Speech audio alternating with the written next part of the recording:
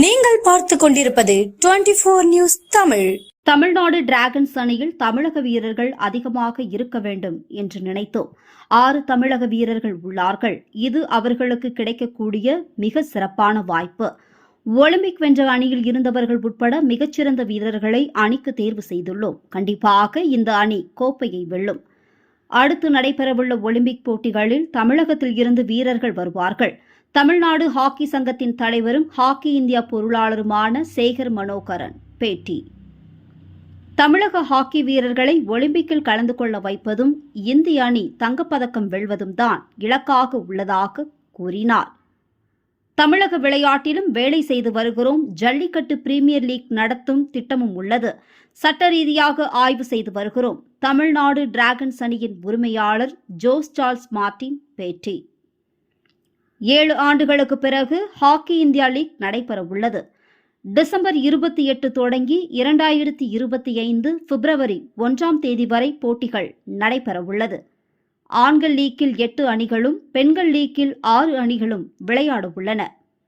Hockey India லீக்கில் விளையாட உள்ள Tamil Nadu dragons அணியின் அறிமுக விழா தேனாம்பேட்டையில் உள்ள தனியார் விடுதியில் நேற்று நடைபெற்றது. இதில் இந்திய ஹாக்கி அமைப்பின் பொருளாளர் சேகர் மனோகரன், தமிழ்நாடு டிராகன்ஸ் அணியின் உரிமையாளர் ஜோஸ் சார்ல்ஸ் மார்டின் மற்றும் அந்த அணியின் பயிற்சியாளர்கள், வீரர்கள் உள்ளிட்டோர் கலந்து கொண்டனர். இந்த விழாவில் அணியின் லட்சணையும் அணிக்கான ஜெர்சியும் வெளியிடப்பட்டது. 2015 முதல் 2017 வரை ஹாக்கி இந்தியா லீக் தொடர் நடைபெற்றது. அதற்கு பிறகு அந்த தொடர் நடைபெறாத நிலையில் இந்த ஆண்டு டிசம்பர் மாதம் 28ஆம் தேதி தொடங்குகிறது. 7 ஆண்டுகளுக்கு முன்பு நடைபெற்ற லீக் தொடரில் ஆண்களுக்கான அணிகள் மட்டுமே பங்கேற்ற நிலையில் இந்த ஆண்டு நடைபெறும் தொடரில் 8 ஆண்கள் அணியும் 6 பெண்கள் அணியும் பங்கேற்கிறது. ஆண்கள் அணிகளை பொறுத்தவரை சென்னை, லக்னோ, பஞ்சாப், மேற்கு வங்கம், டெல்லி, ஒடிசா, ஹைதராபாத், ராஞ்சி ஆகிய 8 அணிகள் கலந்து கொள்கின்றன. HAL 2024-2025 டிசம்பர் 28ஆம் தேதி தொடங்கும். தொடக்க விழா ரூர்கேலாவில் நடைபெறவுள்ளது.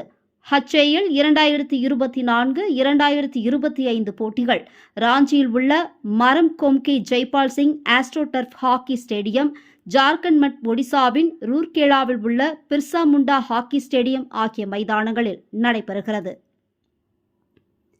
தமிழ்நாடு டிராகன்ஸ் அணியின் அறிமுக நிகழ்வில் தமிழ்நாடு ஹாக்கி சங்கத்தின் தலைவரும் ஹாக்கி இந்தியா பொருளாளருமான சேகர் மனோகரன் பேசியதாவது: முதலில் ஹாக்கி லீக் தான் தொடங்கியது. பிறகுதான் IPL, ப்ரோ கபடி போன்றவை வந்தது. ஆனால் 7 வருடங்கள் இடைவெளி ஏற்பட்டுவிட்டது. தற்போது மீண்டும் வந்தபோது தமிழக அணியை எடுக்க யாரும் முன்வரவில்லை என்று கஷ்டமாக இருந்தது. அந்த நேரத்தில்தான் சார்ல்ஸ் முன்வந்து ஏலத்தில் எடுக்க சம்மதம் தெரிவித்தார் என்று கூறினார்.